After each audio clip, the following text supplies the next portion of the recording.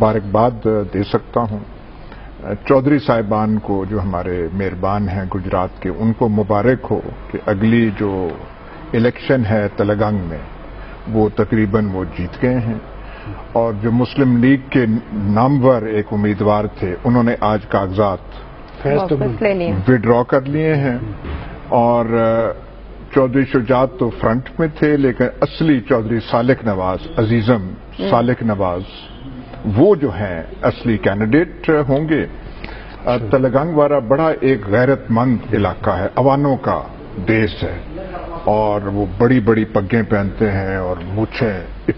تو الیکشنوں میں ان کا نعرہ رہتا تھا کہ تلنگانگ کی پگ گجرات میں کیوں جائے۔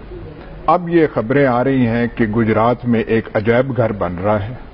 جس میں ایک چیز ہوگی پگ تلنگانگ، وہاں پہ دیکھنے کے لیے ایک منٹ یہ ہوا کیسے ہے یہ بتائیں نا، یہ کرشمہ کیسے؟ نہیں بتائیں، بات کریں جی۔ چودھری شجاعت صاحب آپ جو بتا رہے ہیں وہ تھے، لیکن کورنگ کینڈیڈیٹ سالک، لیکن عزیزم سالک وہاں سے بن رہے ہیں، تو مبارکباد ہم اپنے عزیز کو دے رہے ہیں، چودھری سالک نواز بھتیجے کو مبارکباد ہے نا، آپ اپنے بھتیجے کو مبارک۔ اب میں بھتیجے کو، میرا بھی بھتیجا سالک حسین، سالک حسین، وہ معافی چاہتا ہوں۔ ہر الیکشن میں ہمارے تلنگانگ کے جو یہ تلنگانگ علاقہ ہے، محمد خان، وہ جو امن پسند اور جو تھے فیمس محمد خان، فیمس محمد خان وہاں کے ہیں، نور خان، ایئر مارشل نور خان، عوانوں کا دیس ہے،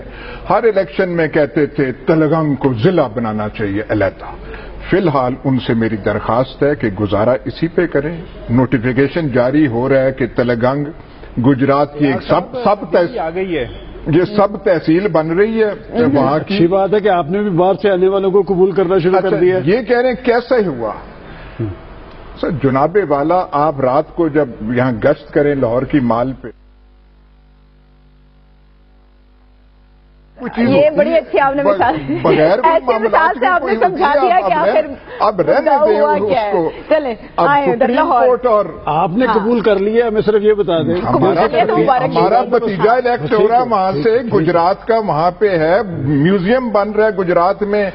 جو مختص ہوگا تلنگانگ کے لیے، ہمیں اور